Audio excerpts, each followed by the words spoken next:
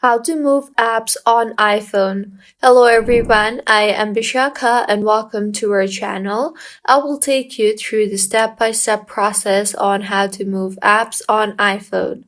Now, let's get right into the tutorial. Moving apps on an iPhone is quite an easy method.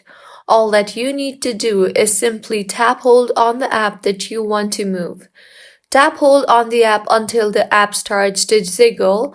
Once the app starts jiggling, go around and move the app. Release the app on the location you want the move to app in, and with this, your app will be moved to your desired location.